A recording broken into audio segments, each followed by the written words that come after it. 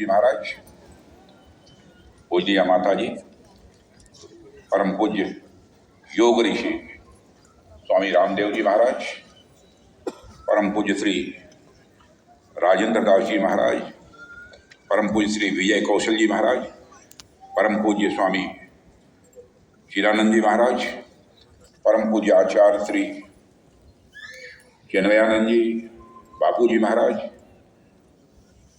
और मंच पर उपस्थित अन्य सभी हमारे पूज्य संतगण, श्रद्धालु देवियों व सज्जनों, सबसे पहले तो मैं भारतीय संस्कृति के आप सभी श्रद्धालुओं का शीश झुकाकर हार्दिक अभिनंदन करता हूं और कुछ बोलने के पहले मैं दुख व्यक्त करना चाहता हूं।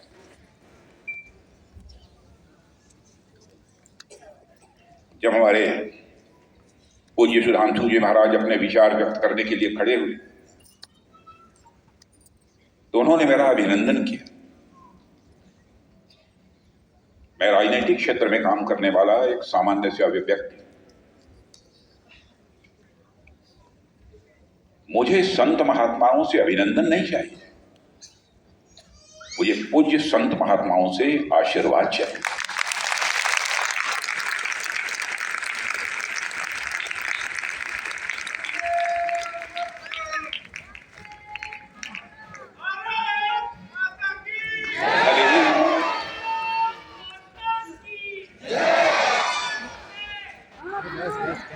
भले ही उन्होंने एक राजनीतिक पद होने के कारण मेरा अभिनंदन किया, लेकिन मैं उसे आशीर्वाद के रूप में ही स्वीकार कर रहा हूं।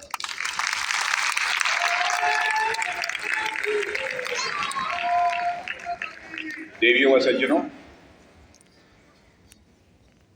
जिस समय पूज्य सुधांशु जी महाराज ने इस कार्यक्रम के लिए मुझे आमंत्रित किया, मैं बहुत असमंजस की स्थिति में था कि राजनीतिक क्षेत्र में काम करने वाला कोई व्यक्ति सांस्कृतिक और आध्यात्मिक समागम को संबोधित करे, यह कितना कठिन कार्य है। क्योंकि सामान्यतः राजनीतिक जो सभाएं होती हैं उसको संबोधित करते हैं रहते हैं हम लोग, वैज्ञानिकों की होती हैं, अध्यापकों की होती हैं, अन्य भी बहुत सारी ऐसे कार्यक्रम होते हैं। लेकिन सांस्कृतिक और आध्यात्मिक यदि समागम होते हैं तो सच्चाई ये है कि जो भी समागम में भाग लेने आते हैं वह आप जैसे यहाँ पर बैठे आप सभी लोगों का ही प्रवचन सुनना चाहिए। लेकिन राजनीतिक क्षेत्र में मैं काम करने वाला व्यक्ति हूं तो आपका जो आदेश हुआ है, इसलिए आदेश को उसको स्वीकार करना।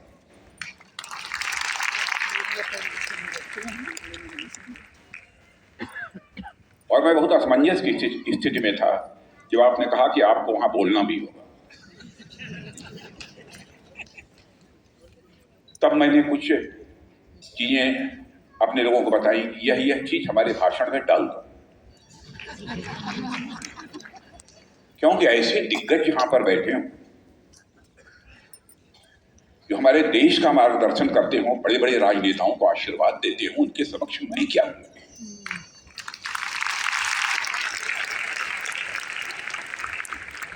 लेकिन मैंने साहस जुटाया और इस सच्चाई को मैं जानता हूं कि राजनीति या शब्द दो शब्दों को मिलाकर बना हुआ है, राज और नीति।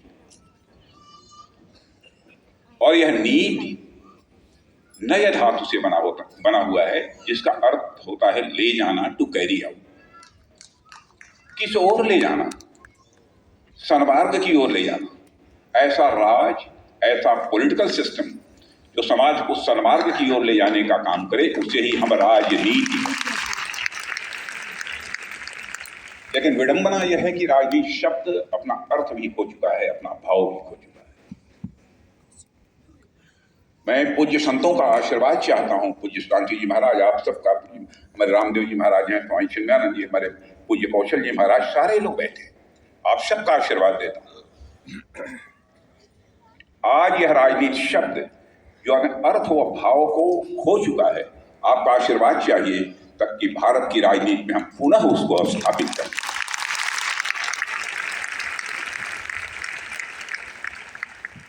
आज सनातन संस्कृति जागरण महोत्सव के इस पावन अवसर पर सचमुच आप सबके बीच आकर मुझे बहुत ही सुखद अनुभूति हो रही है।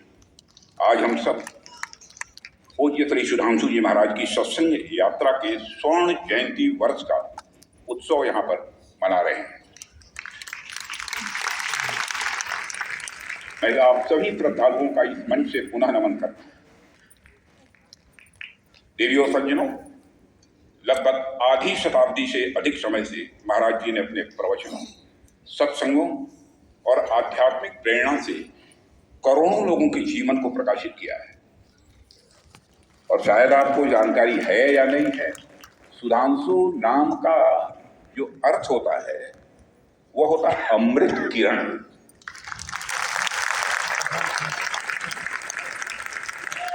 और महाराज जी ने अपने नाम के ही अनुरूप अध्यात्म के अमृत का रसपान हम सबको समय समय पर कराया है।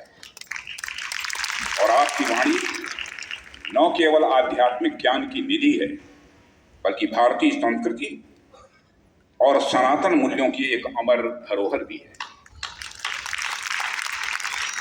एक लंबे समय से महाराज जी ने आध्यात्मिक ज्योति के प्रकाश को न केवल भारत में ही बल्कि विदेशों में भी फैलाया है। और इतना ही नहीं, आपने सिद्ध किया है कि अध्यात्म कोई साधारण अवधारणा नहीं, बल्कि यह जीवन की परिपूर्णता का यह मार्ग है। जीवन की परिपूर्णता का अर्थात आनंद और परमानंद प्राप्त करने का। मैं जब उत्तर प्रदेश का शिक्षा मंत्री था तो बराबर उस समय दिमाग चलता रहता था इन सब विषयों पर।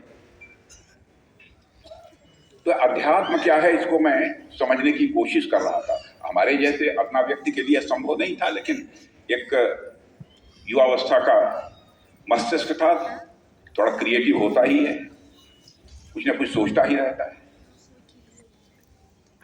तो अध्यात्म का जब अर्थ ढूंढने लगा तो मुझे लगा कि जिस व्यक्ति का मन बड़ा होता है वही आध्यात्मिक होता है। छोटे मन का व्यक्ति कभी आध्यात्मिक नहीं हो सकता। एलिवेशन ऑफ मन, मन का बड़ा होना, यही आध्यात्म है। जैसे थोड़ी देर के लिए मान लीजिए कि आपका मन एक सर्किल है, वृत्त है,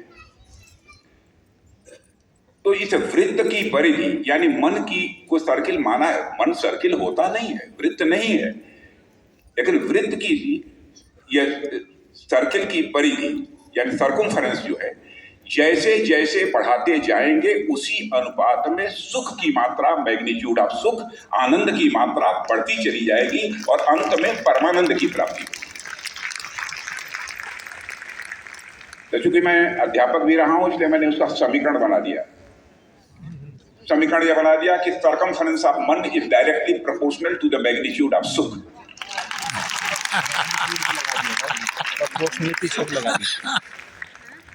Circumference of मन is directly proportional to the magnitude of आनंद।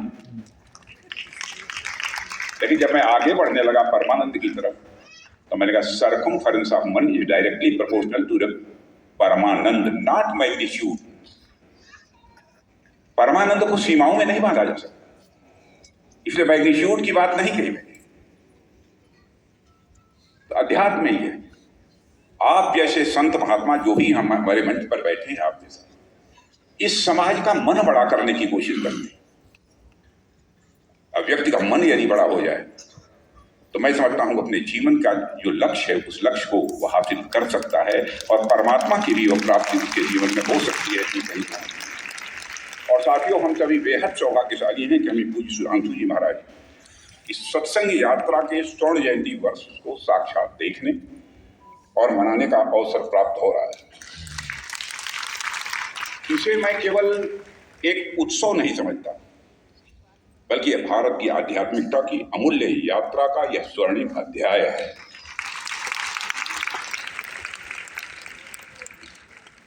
और मैं जानता हूं ऐसे संत जब प्रवचन करते हैं ना, आपने देखा होगा, आप भी बैठे होंगे, ये कोई नहीं देखता कौन छोटा है, कौन बड़ा है, कौन किस पद पर है, नहीं देखता। जब इनका प्रवचन होता है, आप जैसे संत जो यहाँ बैठे, तो व्यक्ति थोड़े ही समय के लिए क्यों न हो अहंकार शून्य हो जाता है।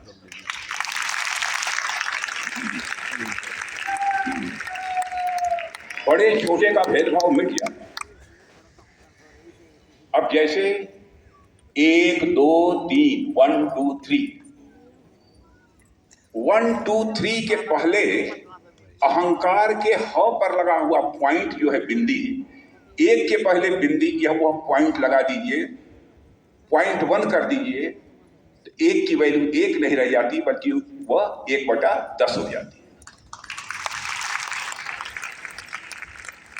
यानी जो ही अहंकार पैदा हुआ आपकी वैल्यू कम हो जाती है। और आप अहंकार शून्य हो गए। जो गणित पढ़े लिखे लोग होंगे उनको जानकारी जरूर होगी, सबने पढ़ा होगा, 8 9 10 तक तो पढ़ा ही होगा। अहंकार यदि शून्य हो गए तो 1 को शून्य से डिवाइड कर दीजिए तो अनंतम, उसकी वैल्यू अनंत के बराबर होती है। आपको अनंत की प्राप्ति होती है, परमानंद की प्राप्ति के लिए पूरी तरह से आप अहंकार शून्य हो। साथियों, महाराज जी की यात्रा यह व्यक्ति की नहीं बल्कि मैं मानता हूं कि यह एक युग की यात्रा है। एक साधक की नहीं बल्कि समाज के संपूर्ण मन की यात्रा है। महाराज जी ने ध्यान और साधना को केवल संतों तक ही सीमित नहीं रहने दिया बल्कि आपने इसे जन जन से जोड़ने का काम किया है। देवियों सज्जनों, हम सब जानते हैं कि भारत की संस्कृति को हमारे ऋषियों और मनीषियों ने ही इनरिच किया है, समृद्ध किया है। और हर युग में, हर समय में हमारे संतों ने हमें मार्ग दिखाया है। मैं देख रहा था कि इस यात्रा का नाम महाराज जी ने सत्संग यात्रा रखा है। यह जो सत्संग शब्द है ये अपने आप में कई चीजों को समाहित करता है। और वो जी सुधांशु जी महाराज का ये देखिए, मन कितना बड़ा है, चिंता किसकी, सभी को संस्कारित किया जाना चाहिए। संस्कार केंद्र खोले जाने चाहिए, गुरुकुल खोले जाए। समाज कैसे संस्कारित, समाज में अच्छे लोग कैसे पैदा, इन्हें इस बात की चिंता सता रही है। और यह सब काम आपके द्वारा किया जा रहा है। आप भारत के प्राचीन शास्त्रों को उठाकर देखिए, आपको सत्संग का महत्व का महत्व पता चलेगा।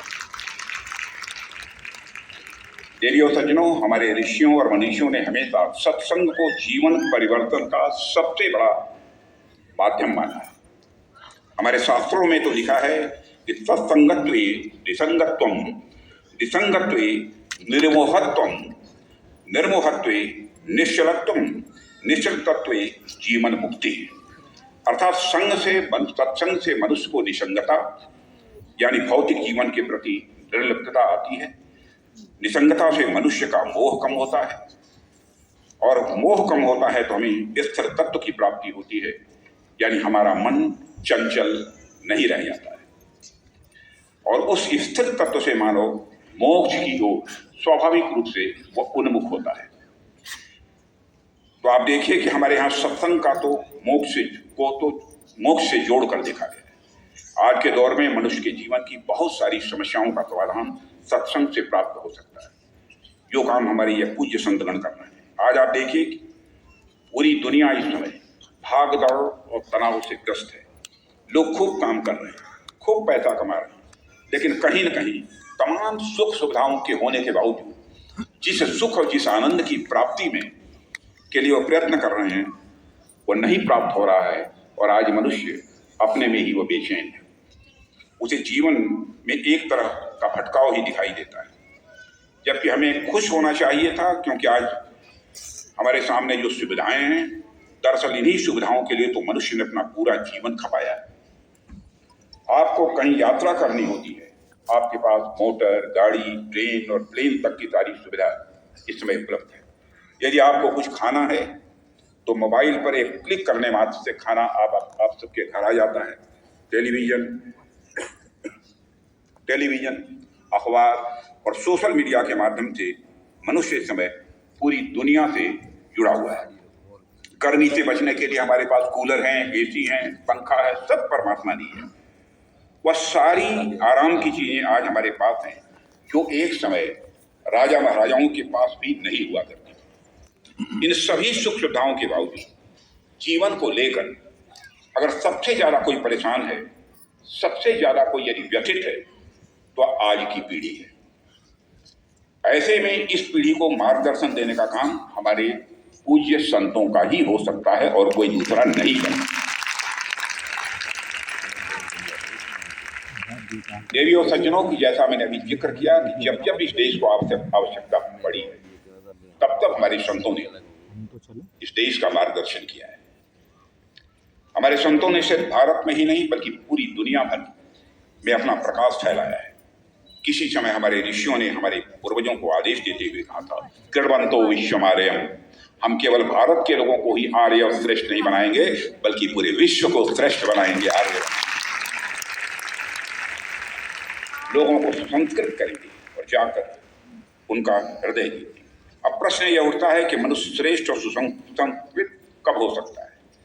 मनुष्य श्रेष्ठ और सुसंस्कृत तब हो सकता है जब वह यत् पिंडे तत् ब्रह्मांडे की भावना को आत्मसात करे। यत् पिंडे तत् ब्रह्मांडे की भावना को आत्मसात करे मतलब का, जो पिंड में है वही ब्रह्मांड में है, जो जड़ में है वही चेतन में है, जो सूक्ष्म में है वही विवर्त में है, जो छोटे में है वही बड़े में है, जो मेरे में है वही तेरे में है। जब यह भाव पैदा, देवियों और सज्जनों, उस जमाने की कल्पना करिए जब हवाई जहाज, पानी के जहाज, ट्रेन, बस और कार तो दूर, यातायात के सामान्य साधन भी उपलब्ध नहीं थे, सड़कें नहीं थी, गूगल मैप तो दूर, कोई नक्शा भी नहीं हुआ करता था, तब भी हमारे पूर्वज उस आदेश का अनुपालन करने के लिए निकल पड़े थे।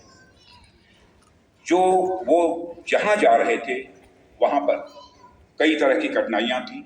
जैसे सदगुरु आदि शंकराचार्य का उदाहरण ले लीजिए, जब उन्होंने केरल की भूमि से अपनी यात्रा प्रारंभ की होगी तो भारत के अलग अलग हिस्सों में भाषा, संवाद और संस्कृत से संबंधित कई सारी कठिनाइयों का सामना उन्हें करना पड़ा होगा। ऐसे ही हमारे संतों ने जब दुनिया को सभ्य और सुसंस्कृत बनाने का ध्येय रखा होगा तो उनको भी अनेक कठिनाइयों का सामना स्वाभाविक रूप से करना ही पड़ा होगा।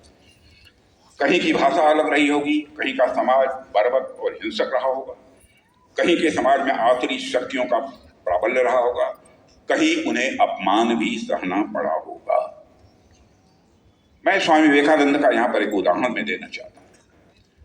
स्वामी विवेकानंद, आपको मालूम है कि विश्व के कई देशों में धर्म संसद को संबोधित करने के लिए गए थे। एक धर्म संसद में को संबोधित करने के लिए जब गए तो सारे विभिन्न धर्मों के मानने वाले लोग वहां पर बैठे हुए थे। तो उनका जैसा वेश था, आप सभी जानते हैं कैसा वेश था। बगल में कुछ सूटेड बूटेड लोग थे, वेल ड्रेस्ड थे, मैंने उनका एक अपना तरीके का ड्रेस था, वेल ड्रेस्ड थे। तो इनको इस ड्रेस में देखने के बाद बगल में बैठे हुए एक व्यक्ति थोड़ा सा मुस्कुराए। उनका मुस्कुराना वो व्यंग्यात्मक मुस्कान थी। स्वामी विवेकानंद समझ गए कि मेरे वस्त्र को देखकर, मेरे वेश को देखकर ये मेरे ऊपर मुस्कुरा रहे हैं। तो स्वामी विवेकानंद जब बोलने के लिए खड़े हुए तो उन्होंने कहा कि in your country tailor makes the man, but in our country character makes the man. तुम्हारे देश में टेलर इंसान बनाता है, लेकिन हमारे देश में चरित्र, संस्कार यह मनुष्य बनाता है। उन्होंने दुनिया को सभ्य बनाने का प्रयास किया, क्योंकि हमारे संत स्वहित से ऊपर उठकर परहित की बात करते हैं। और इस सत्संग यात्रा के माध्यम से पूज्य सुधांशु जी महाराज जी उसी मार्गदर्शक की भूमिका आज निभा रहे हैं। देवियों और सज्जनों, महाराज जी वही कर रहे हैं जो इस युग की आवश्यकता है। महाराज जी वही कर रहे हैं जो इस युग की आवश्यकता है। और मैं एक बड़ी दिलचस्प बात महाराज जी के सत्संग में देखता हूँ। महाराज जी के प्रवचन की एक अद्भुत शैली है। आपका तरीका मन को इतना मोहने वाला है कि बच्चों से लेकर बूढ़े तक, पढ़े लिखे से लेकर कम पढ़े लिखे तक, हर आयु और वर्ग के लोग आपकी बात को बेहद आसानी से समझ सकते हैं। आज भी बोलते हुए मैंने आपको सुना, तो मैं इसी नतीजे पर पहुंचा कि जो अब तक सुनता था वह सच था। मैं समझता हूं कि राष्ट्र में सांस्कृतिक चेतना का जागरण करने में महाराज जी जैसे संतों का योगदान बहुत ही महत्वपूर्ण होने वाला है। ये पहले भी प्रासंगिक थे, आज भी प्रासंगिक हैं और ये भविष्य में भी प्रासंगिक रहेंगे। साथियों, एक रक्षा मंत्री के रूप में भी मैं कुछ बातें आपसे साझा कर रहा हूं। किसी भी राष्ट्र का अपना एक भौतिक स्वरूप होता है। भौतिक स्वरूप के अंतर्गत किसी राष्ट्र की भूमि होती है, उसकी सीमाएं होती हैं, उसमें रहने वाले लोग आते हैं। तो वहीं दूसरी तरफ राष्ट्र का एक अपना आत्मिक स्वरूप भी होता है, जिसके अंतर्गत राष्ट्र की संस्कृति, उसके विचार,